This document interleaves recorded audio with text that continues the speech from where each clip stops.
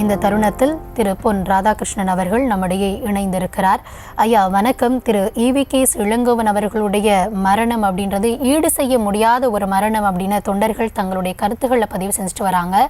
தொடர்ச்சியாக காங்கிரசிற்கும் பாஜகவிற்கும் கருத்து ரீதியிலான பல்வேறு வேறுபாடுகள் இருந்தாலும் ஒரு அரசியல் கட்சியின் தலைவராக இருமுறை தமிழகத்தில் இருந்திருக்கிறார். மத்திய இணையமைச்சராகவும் இருந்திருக்கிறார்.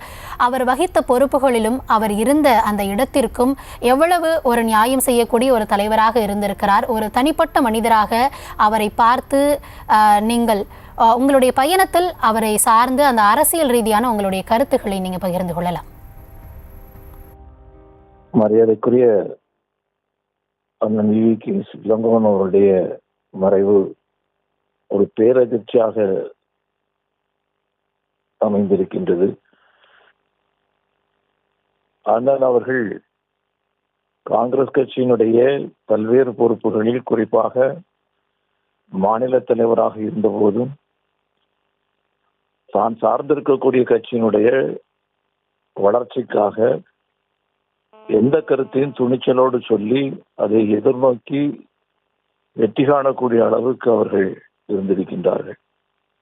பாரதிய ஜனதா கட்சியினுடைய கொள்கைகளுக்கும் அவருடைய கொள்கைகளுக்கும் நீண்ட இடைவெளி இருந்தாலும் கூட பழகுவதற்கு மிக மிக மிக எளிமையானவராக பழகுவார்கள், மனம் திறந்து பேசுவார்கள். பல்வேறு சிக்கல்கள் ஏற்பட்ட போது நான் மாநில தலைவராக இருந்த போதும் சரி, நான் மத்திய அமைச்சராக இருந்த போதும் சரி, அதை பரஸ்பரம் நாங்கள் பேசி தீர்க்கக்கூடிய அளவுக்கு பல முறை சம்பவங்கள் நடந்திருக்கின்றன. ஆக அப்படிப்பட்ட ஒரு நல்ல மனிதர், துணிச்சல் மிக்கவர், எடுத்த காரியத்தை முடிக்கக்கூடிய திறன் படைத்தவர். அது மட்டுமல்லாமல் தமிழகத்தினுடைய பிரதிநிதியாக மத்தியில் இருந்தபோது, அமைச்சராக இருந்தபோதும் அந்த பொறுப்பில் இருந்தும் அவர்கள் தமிழகத்திற்கு வேண்டியதை செய்யக்கூடிய அளவுக்கு துணிச்சலோடு இருந்திருக்கின்றார்கள். அப்படிப்பட்ட ஒரு நல்ல துணிச்சல் மிக்க தலைவர், ஒரு நல்ல நண்பர், நல்ல சகோதரர்.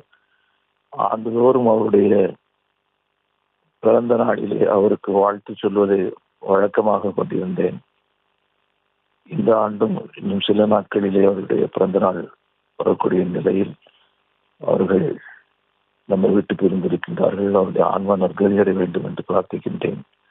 அவருடைய குடும்பத்தைச் சேர்ந்தவர்களுக்கு, அவருடைய கட்சியை சேர்ந்த சகோதரர்களுக்கும் என்னுடைய மனப்பூர்வமான ஆறுதல்களையும் அவருக்கு என்னுடைய இதயபூர்வமான அஞ்சலியும் நான் செலுத்துகின்றேன்.